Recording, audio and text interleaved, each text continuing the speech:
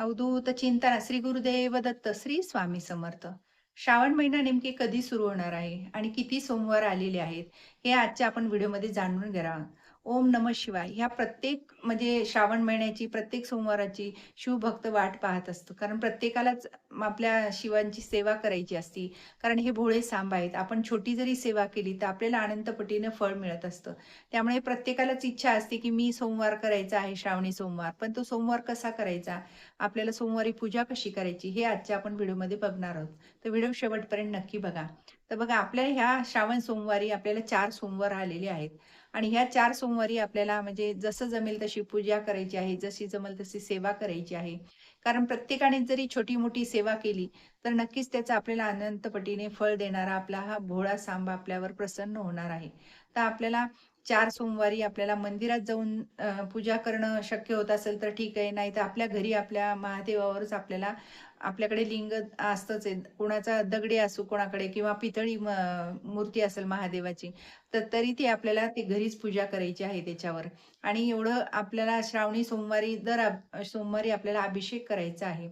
आणि अगदी साध्या सोप्या पद्धतीने आपल्याला याची पूजा करायची आहे. तर ती पूजा कशी? पूजा ही कुणीही करू शकतं, घरामधल्या सगळ्या मंडळी. असं काहीच नाही, की आम्ही करावे का नाही, ह्यांनी करावं का नाही, तसं नाही. घरातल्या सगळ्यांनी महादेवाची पूजा करू शकता आणि व्रत सगळ्यांनी धरायचं आहे.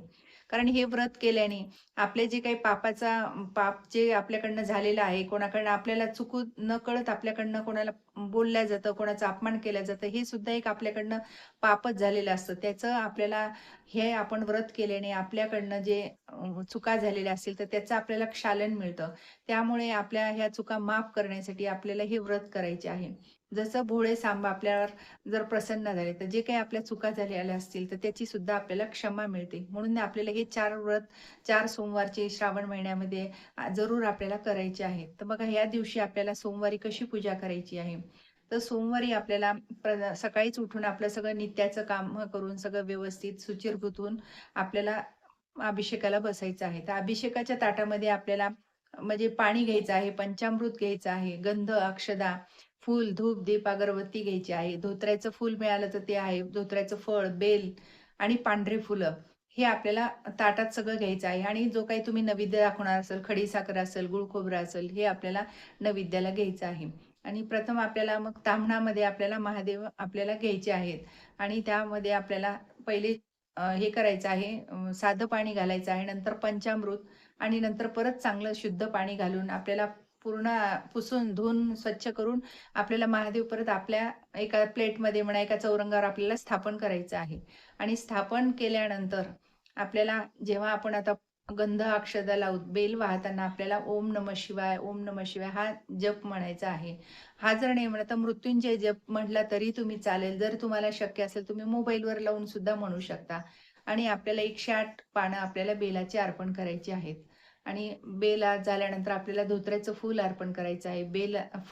आपलं बेलफळ मिळालं तर बेलफळ आहे, धोत्र्याचं फळ मिळालं तर ते आपल्याला अर्पण करायचं आहे. आणि पांढऱ्या फुलांचा हार.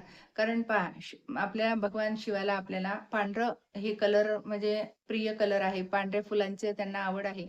त्यामुळे आपल्याला पांढरं फुल अर्पण करायचं आहे. आणि जे जगाला नको आहे ते आपल्या भगवान शिवानी प्रिय केलेलं आहे. असं हे धोत्र्याचं फूल. कोणीच धोत्र्याच्या फुलाला जवळ करत नाही. समजा ते विषारी असतं म्हणून, ते काटेरी फळ विषारी असतं. पण आपल्या भगवान शिवांना त्यांना जवळ केलेलं आहे. त्यामुळं आपण हे जर त्यांना दिलं तर ते आपल्यावर अति प्रसन्न होतात. म्हणून आपल्याला धोत्र्याचं फूल, धोत्र्याचं फळ हे आपल्याला शिव भगवानला अर्पण करायचं आहे. आणि शिव भगवानला अर्पण करताना आपल्याला जी काही आपली इच्छा आहे ती सुद्धा आपल्याला बोलायची आहे. आपले 4 सोमवारी जे काही आपल्या मनातली इच्छा असेल ती नक्कीच पूर्ण होते. आणि आपल्याला शिवमूठ व्हायची असते. प्रत्येक सोमवारी आपल्याला वेगवेगळी शिवमूठ व्हायची आहे. पहिल्या म्हणजे शिवमूठ वाहताना तुम्ही तांदळाची शिवमूठ व्हायची आहे. दुसऱ्या याला तुम्हाला तिळाची, तिसऱ्या याला मुगाची आणि चौथ्याला जव व्हायचं आहे. कारण हे जेव्हा आपण वाहतो ते शिवमूठ, तर तेव्हा आपल्या घरामध्ये सुख, शांती, ऐश्वर्य लाभतं आणि आपण जी काही आपली इच्छा असेल ती सुद्धा आपल्या पूर्ण होतात. आणि आपल्याला जो काही खडीसाखरेचा नैवेद्य असेल तर तो आपल्याला अर्पण करायचा आहे. आणि जेव्हा आपण आरती करणार आहोत, तर ती तुमच्या आवडीनुसार जी तुम्हाला आरती म्हणता येईल, ती पहिले आपल्याला गणपतीची आरती घ्यायची आहे आणि नंतर आपल्याला भगवान शिवाची आरती घ्यायची आहे. आणि जो तुम्हाला व्रत करायचं आहे, तर तुम्ही व्रताचं समजा फळ सुद्धा आपण एखादं उपासाचं ठेवलं नैवेद्याला तरीही चालतं. तुम्हाला जे खडीसाखर ठेवता येईल, खडीसाखर नाही तर फळ वगैरे आपण ते पण ठेवू शकतो आणि आपल्याला भगवान शिवाची आरती करायची आहे. भगवान शिवाची आरती झाल्यानंतर आपल्याला तो धूप-दीप ओवाळल्यानंतर सगळ्यांना आपल्याला तो प्रसाद वाटप करायचा आहे. तर असं आपल्याला हे 4 सोमवारी आपल्याला अभिषेक करायचा आहे. आणि जेव्हा बघा आता आपण जेव्हा भगवान शिव दर महिन्याला आपण जेव्हा जल अर्पण करतो, त्यांना इतकं म्हणजे महादेवाला प्रसन्न होतात आपल्यावर कारण भगवान शिवाला हे थंड दूध, थंड पाणी हे प्रिय आहे. त्यामुळे आपण जितक्या भगवान शिवावर थंड दुधाने आणि थंड पाण्याने अभिषेक केला, तितकं त्यांना आवडतं, तितकं आपल्यावर ते प्रसन्न होतात. म्हणून आपल्याला 4ही सोमवारी हे करायचं आहे अभिषेक आणि श्रावण महिन्यामध्ये रोज जर तुम्ही मंदिरात जाऊन दर्शन घेतलं, तर भगवान शिव आपल्यावर खरोखरच अतिप्रसन्न होतील आणि आपल्याला अनंत पटीनं कृपा आशीर्वाद प्राप्त करतील. तर म्हणजे दररोज आपल्याला श्रावण महिन्यात महादेव मंदिरामध्ये जाऊन दर्शन घ्यायचं आहे. ज्यांना शक्य आहे त्यांनी जा, ज्यांना नसेल शक्य त्यांनी आपल्या घरीच नमस्कार करायचा आहे. कारण प्रत्येकालाच वेळ मिळेल असं नाहीये. ज्यांना वेळ मिळतो त्यांनी नक्कीच बाहेरून जरी दर्शन घेतलं तरी आपल्यासाठी खूप आहे. तर हे श्रावण महिना पूर्ण आपल्याला दर्शन घ्यायचं आहे. कारण श्रावण महिना हा भगवान शिवांना अतिप्रिय महिना आहे आणि आपण जी काही 5 मिनिटाची सेवा करू, 10 मिनिटाची सेवा करू, ती आपण भगवान हरिविष्णूंपर्यंत पोहोचते आणि भगवान हरिविष्णू माता पार्वती आपल्याला कृपा आशीर्वाद प्राप्त करतात. तर ह्या दिवशी आपल्याला जे करता येईल ती सेवा करायची आहे आणि तुम्ही जे काही अन्नदान करायचं आहे, तर ह्या श्रावण महिन्यात जेवढे अन्नदान करताल तितक्याला खूप महत्त्व आहे. कारण अन्नदान हे श्रेष्ठ दान आहे.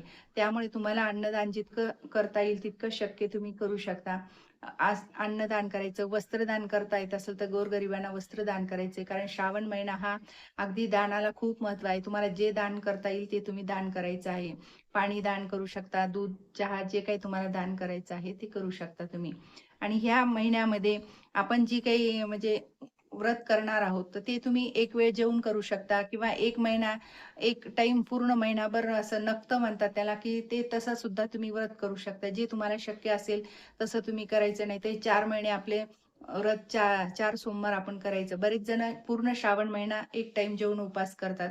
तर ज्यांना शक्य आहे त्यांनी करावं. ज्यांना शक्य नाही त्यांनी आपले हे 4च आपले सोमवार करायचे आहे, श्रावणी सोमवार. पण बघा श्रावणी सोमवार जर केले सगळ्यांनी, तर नक्कीच आपल्या घरामध्ये सकारात्मक वातावरण होईल. जी काही आपल्या घरामधल्या अडचणी आहेत त्या सुद्धा निघून जातील आणि आपल्याला जे काही आपल्या घरामध्ये आपण उपवास, व्रत वगैरे सगळं करतो, पूजा-पाठ आपल्या घरामध्ये जे पठण करतो, स्तोत्रपठण, त्यांनी आपल्या घरामध्ये सकारात्मक वातावरण झाले, की आपल्या घरावर सुरक्षा कवच तयार होतं. ह्यामुळे सगळ्यांनीच घरामध्ये स्तोत्रपठण, नामजप करायचा आहे. जर तुम्हाला शक्य झालं तर तुम्ही ओम नमः शिवाय, ओम नमः शिवाय हे नेहमी करताही नामजप करू शकता. नाहीतर मोबाईलवर तुम्ही कुठलंही स्तोत्रपठण लावू शकता.